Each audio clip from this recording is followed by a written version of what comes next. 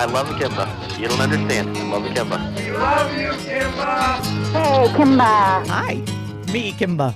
Radio broadcast episode 13. Gonna use my imagination. I mentioned in episode 12 that I love that radio was such an aural medium. And even with all the social media that's going on today, it still very much is. It's all about what goes into the ears and how you process it. And one of the best parts of radio, to me, is that theater of the mind aspect, that sensory overload. You can make it seem like anything is happening at any time. I mean, there's the mystery of radio when you do a live broadcast and people thought you had all the records with you in the van. That happened quite a bit. They'd asked me to play a request and be like, isn't it in the van? Not so much. Then there's the magic of radio. When you come up with an idea and using your voice and sound effects and music, you turn it into something entertaining. Now, sometimes your idea is fantastic. It works. Sometimes it fails miserably, and sometimes it falls somewhere in between, very much like a Saturday Night Live skit.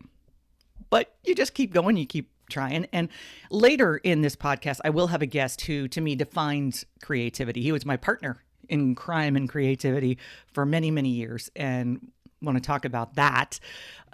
My longtime friend recently commented, thanks, Tim, that my April Fool's Day would always be his favorite. So I thought I knew which one he was talking about, but I wasn't sure. So I asked which one.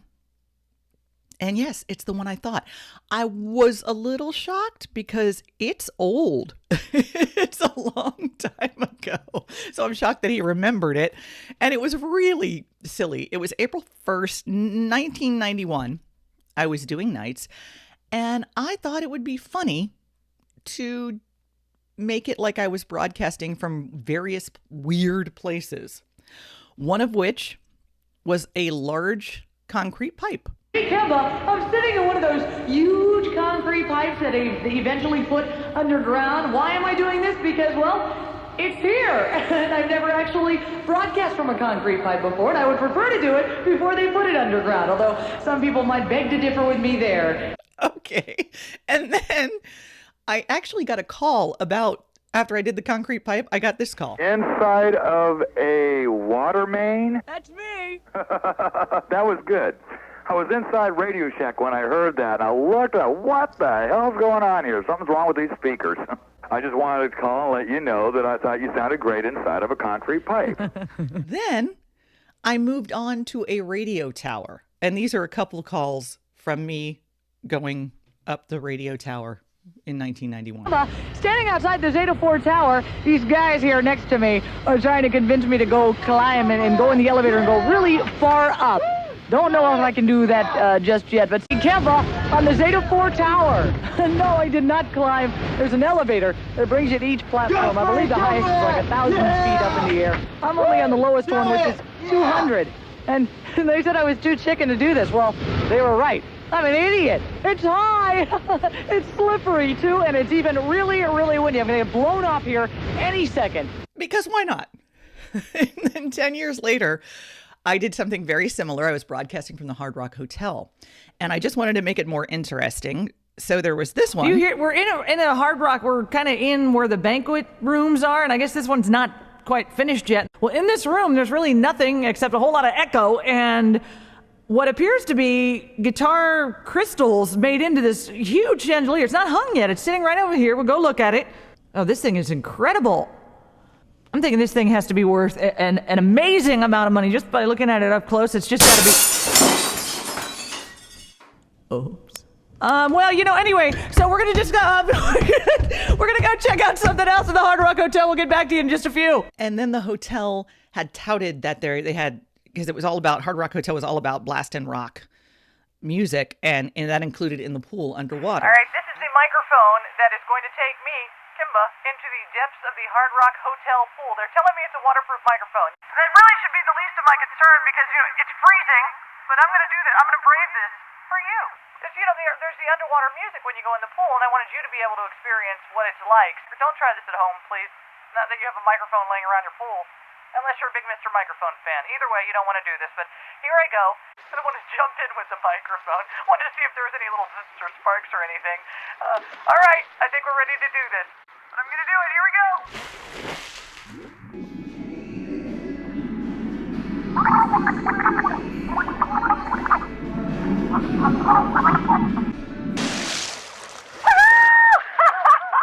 That's insane.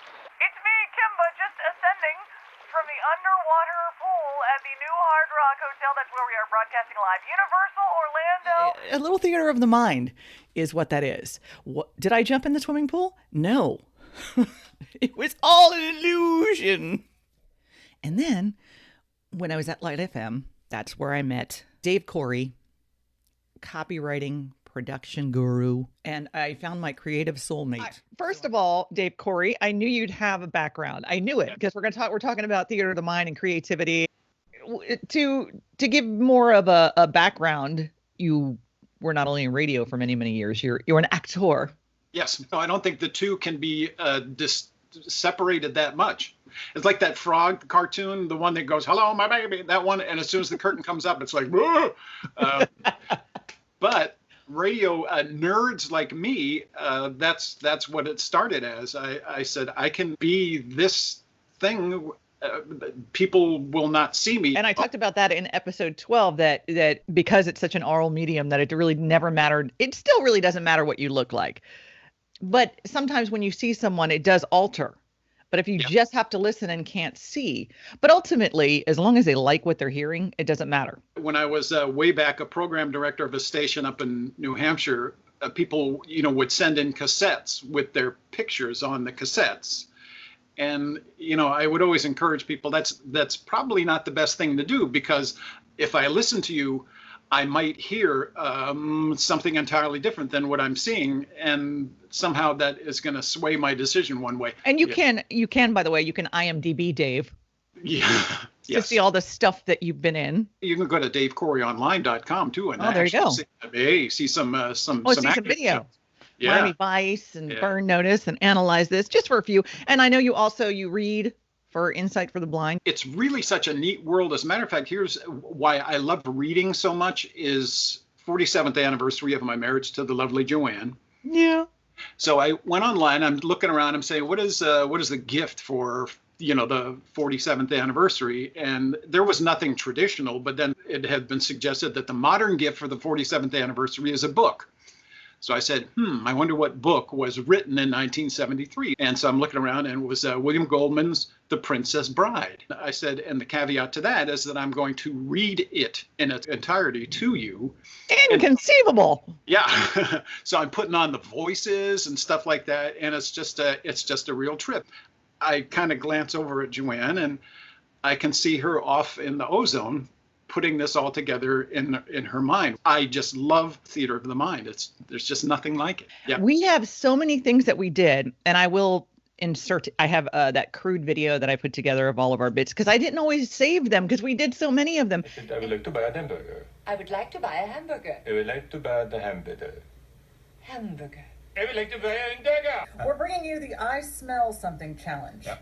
Dave tells me it's an acting technique. It is. At the end of a scene, when the camera lingers, especially in a soap opera, and you have to emote, you pretend like you've smelled something. For instance, take.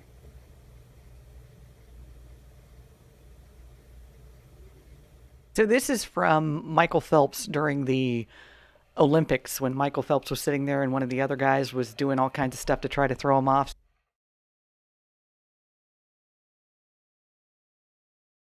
You look like a Wild West person.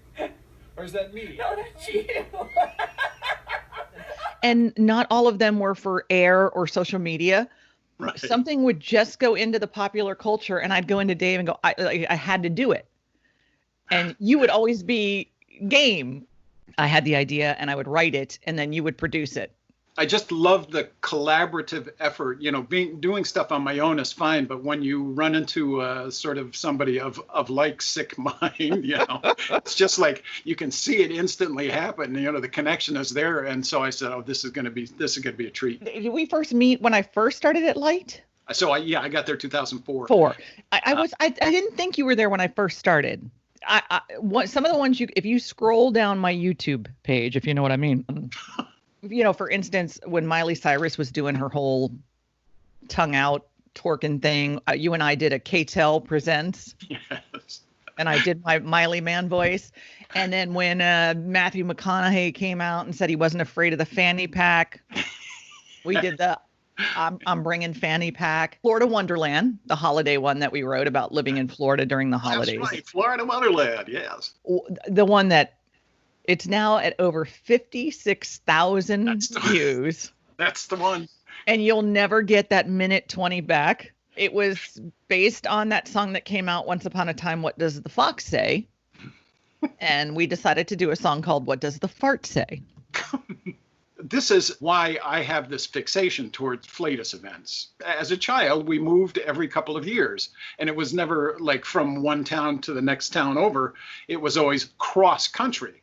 And so every couple of years, I'd have to say goodbye to any friends I made, and finally got to the point in my early teens where I said, I can't make any more friends. I'm done making friends because it just upsets me too much to have to say goodbye to them. So I said, I want two things, Mom and Dad. I want a mirror in my room, and I want a tape recorder. So the tape recorder, whenever I had Flatus events, that was always handy. And so I would have a whole, so see what you tapped into. But I would also do crazy, goofy characters and things like that. And in the mirror, I would be always, doing all that kind of stuff. Consequently, I think my life sort of went in that direction. Being stupid on screen and off screen. I don't know how that will fit on my tombstone one day, but two of my favorite were every year Talk Like a Pirate.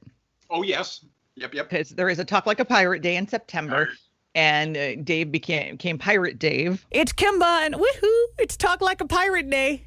Who better to have to talk like a pirate than Pirate Dave? How are you? All right. Are you a little ornery, are you?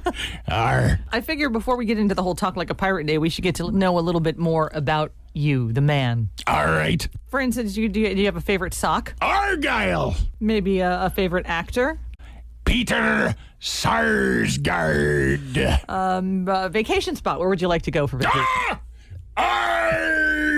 Argentina. Fascinating. Can you hang out for a little while? All right. And you know, darling, I'm 97% chum free.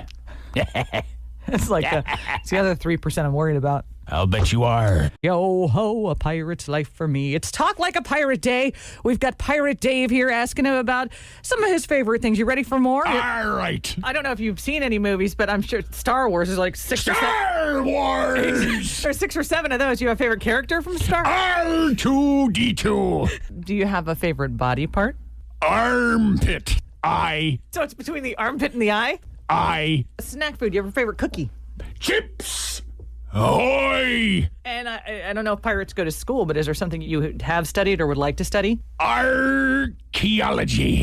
All right, so now we know. Are you through? I don't know if I'm sensing a theme here, but now that we've gotten to know a little bit more about you, what would you say to those who would like to talk like a pirate, especially today? It's not the honest on the horse that hurts. It's the heavy-oofs on the hard, aye-wee. Wow. Are you going to say knitting contest too? Is that in there? I was going to. That is my all-time favorite one. Yay! Yes, for sure. Before I get to that one, though, I will, because you sent me some. I totally forgot about the citrus. We've now got our very own superhero. I tweeted a photo of him out yesterday, Captain Citrus, and he will be part of an Avengers comic. And now I've been told part of a cartoon, and we actually have some audio. Yes, I want to hear it. Yes.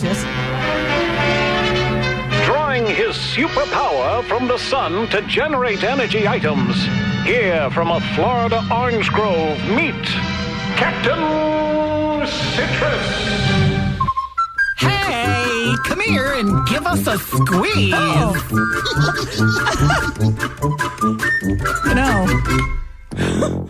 Oh, yes. And the Mustang, I totally forgot about those bits. You're going to hear me roar, but it could be fake. Could be faking it. It's Kimba.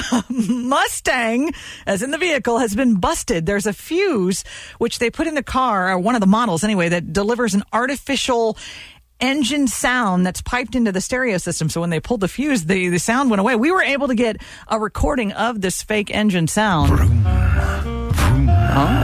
Ooh, it's getting hot in here. It sure enough is. Wow. Let's burn some rubber. The Ford rep says that it's just layering sounds, characteristics on top of what's already there, and the intent is for it to be a natural experience, in which case it should have said, are my nails dry? Knitting Olympics, I think, is by far my favorite thing we've ever done. And for me, like, I'll do Talk Like a Pirate or National Tap Dance Day. I'll do those every year. Yeah. But Knitting Olympics, I liked so much that I repurposed it because it was an Olympic thing. So remember, what was it, 2 years later? I changed the venue.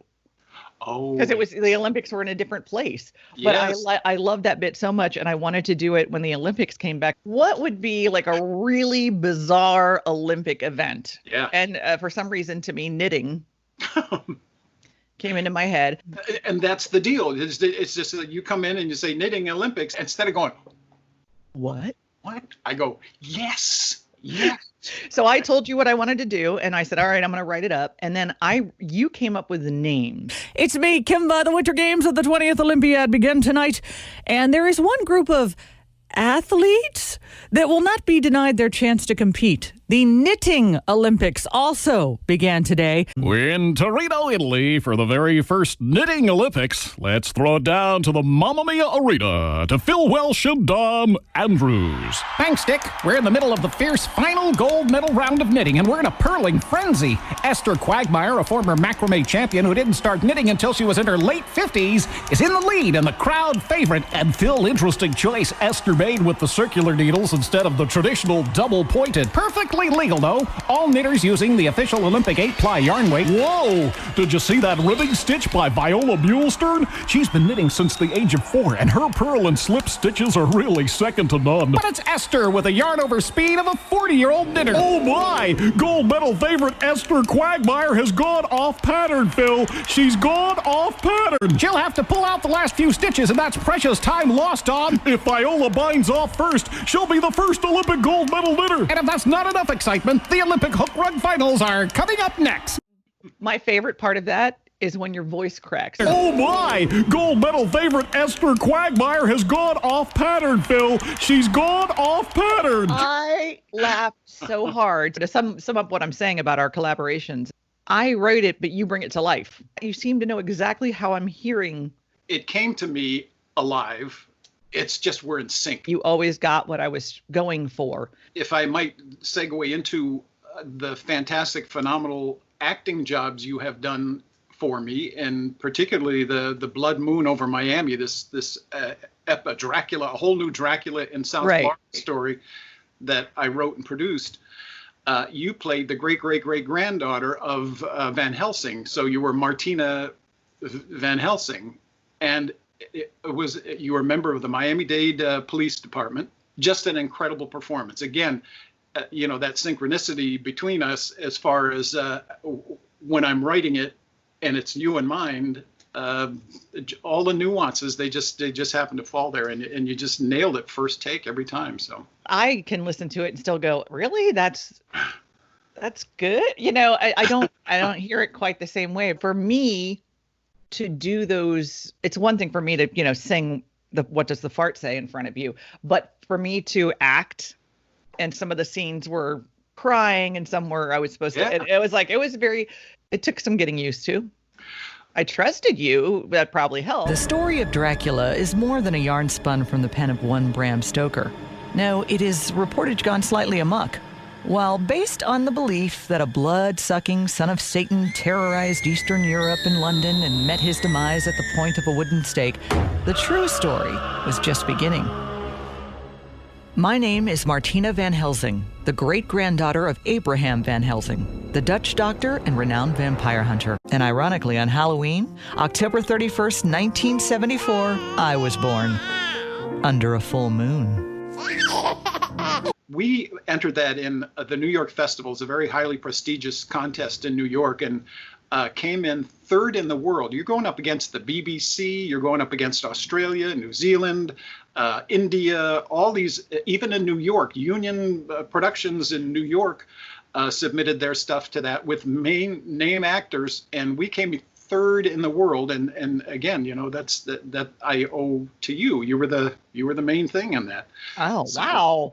Well, now can that be heard on your website? Yes, if you go to Dave Cory Okay. Online. DaveCoryOnline.com. It's called Blood Moon Over Miami. It's a radio drama. It's the reason we got in this business in the first place is I guess I can call myself a nerd. That's fine. I'm not going to call anybody else a nerd that's in the business.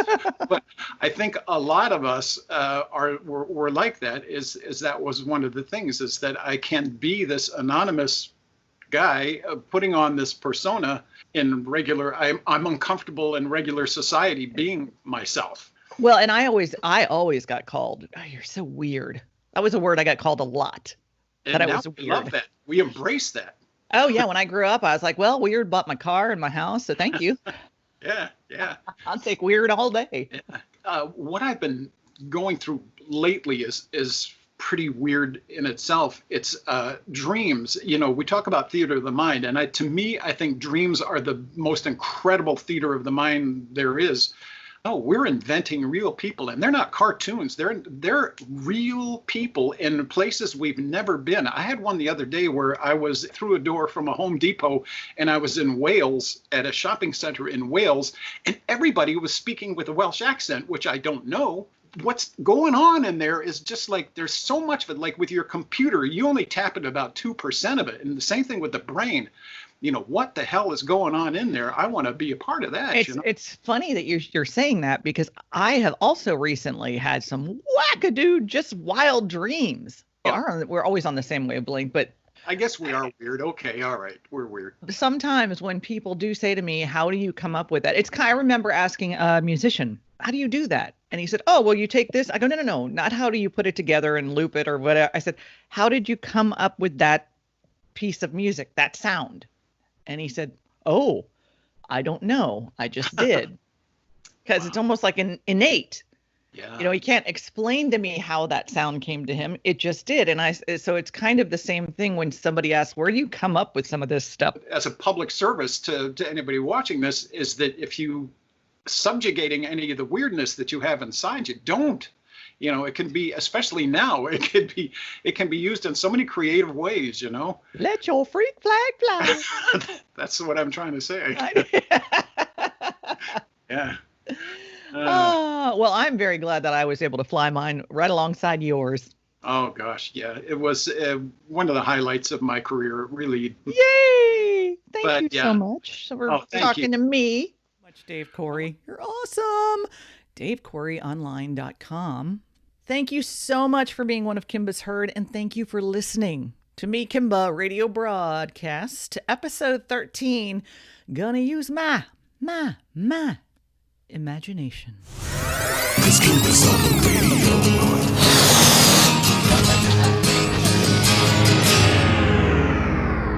Kimba!